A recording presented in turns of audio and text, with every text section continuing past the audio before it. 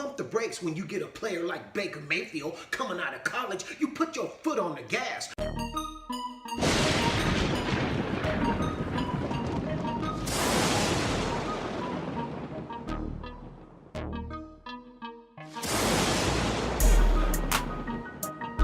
My name is Chris Jones and welcome to the Hall of Sports. I want to jump right into it and reply to a comment that was made by Stephen A. Smith about Baker Mayfield a couple of weeks ago.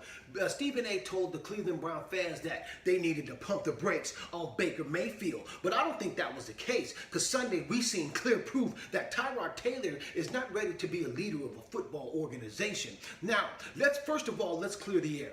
I highly admire Stephen A. as a sports commentator, but his incompetence has inspired me to start my own sports talk show. Now, in that same video segment, when Stephen A. told the Cleveland Brown fans to pump the brakes, he mentioned the word history, but he didn't display or elaborate on any history. He didn't talk about the history of the Cleveland Brown organization. He didn't talk about the history of Tyrod Taylor, whom the person he was advocating for, and he certainly didn't talk about the history of Baker Mayfield. So this is what we're going to do right here in today's show. We're going to talk about a little bit about the history of the Cleveland Browns, and we're only going to go back 25 years for the average person that just wants to sit down and get educated about what goes on in the world of today's sports. Now, in the 1990s, the Cleveland Browns was an inactive football team for 3 consecutive years. They haven't made the playoffs since 2002, in which they lost to Pittsburgh. Since 2012, they've had 4 general managers, 4 head coaches, and have a record of 1-31 over the last 2 seasons, which is the worst 2-year stretch by an NFL team in history. Now, this is where I feel you fail as a commentator, Stephen.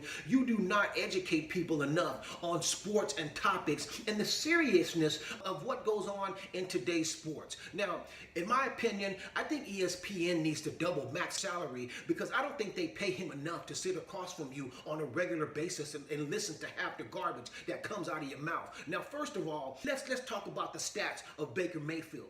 Baker Mayfield is a 3-time Big 12 champion. He is a 2-time Big 12 Offensive Player of the Year. And what impressed me most about this young man is when he lit up the Oklahoma State Cowboys for 596 yards and 5 touchdowns. Now, that's just the tip of the iceberg. Let's talk about what he did over his 3 years as a college player. In his last 3 years as a college quarterback, Baker Mayfield averaged 4,000 yards passing and 40 touchdowns in each of his last 3 seasons. Now, what is the consistent logic? What is the logic behind the consistent failures of the Cleveland Brown organization? Well, you draft the #1 pick quarterback, you pay him $50 million, and you sit him on the bench. There's something wrong with that. And I'm going to tell you, there's 3 things wrong with that. Number 1, you take away the elements of his game.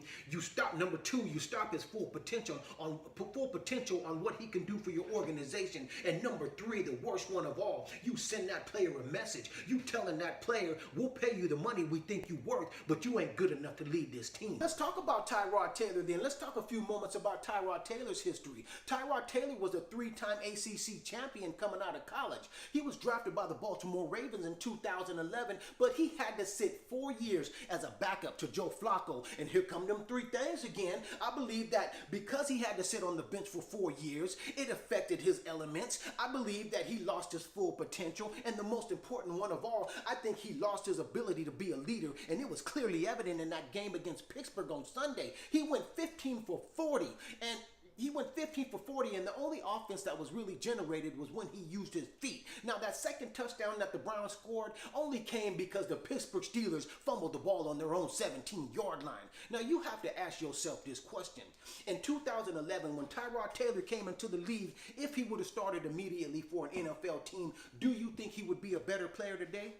If your answer is yes, then Baker Mayfield needs to be the starting quarterback of the Cleveland Browns. Now, Stephen, the only difference between you and me is that you get paid for your incompetence and you get a free meal every time you go to a major city. Me, I get to stand in my hallway in front of a banner.